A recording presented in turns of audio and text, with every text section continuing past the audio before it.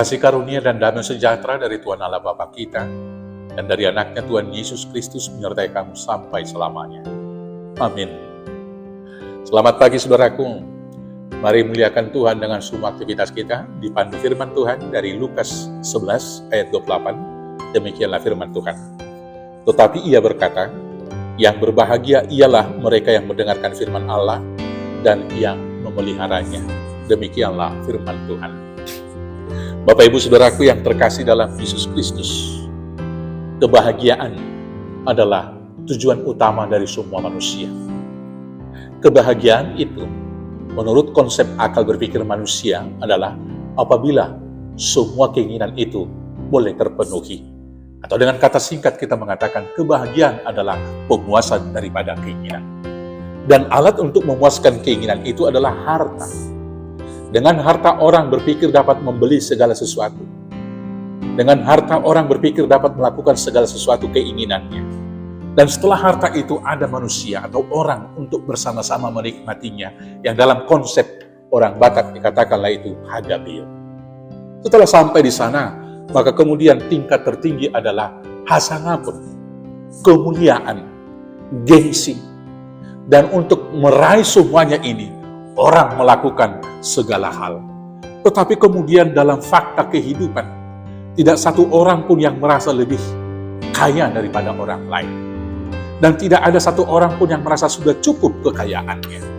Dan tidak ada satu orang pun yang sempurna kebahagiaannya, karena kaum keturunannya semuanya sempurna.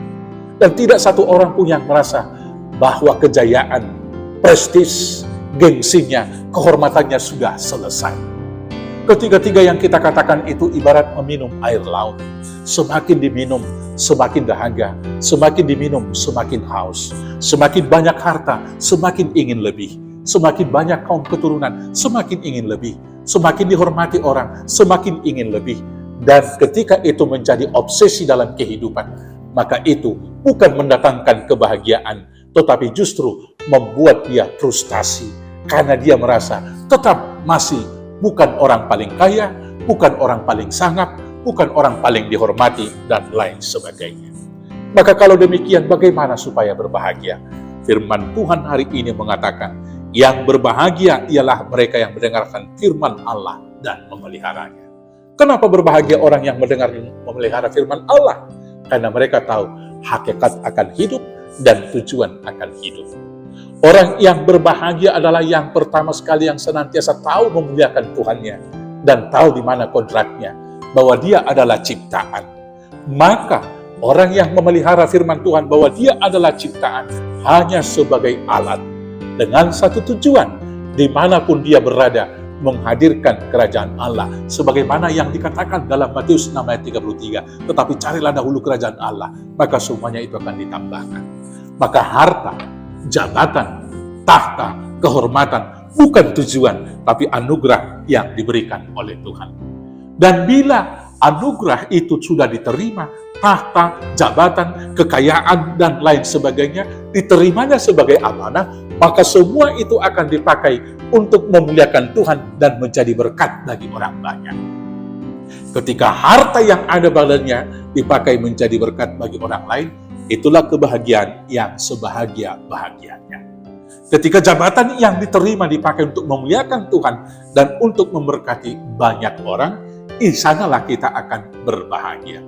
Demikian juga halnya kehormatan bagi dia adalah apabila nama Tuhan dipermuliakan melalui kehidupan kita, maka kita akan semakin merendahkan hati. Orang yang merendahkan diri akan semakin berbahagia karena Tuhan yang akan meninggikan. Dan selanjutnya orang yang berbahagia adalah orang yang tahu tujuan hidupnya. Tujuan kehidupan bukan dunia. Maka orang yang melihat dunia adalah tujuan hidupnya, dia akan mempertahankan hidup di dunia ini. Dan orang yang mempertahankan hidup di dunia akan sia-sia. Karena sebanyak apapun hartanya, setinggi apapun jabatannya, sebanyak apapun orang yang memperjuangkan dia, tidak ada yang dapat menjamin untuk tetap di dunia. Karena waktu sangat singkat. Dan untuk segala sesuatu di muka bumi ini ada waktunya. Maka orang yang demikian akan sangat takut meninggalkan dunia, sangat takut mati.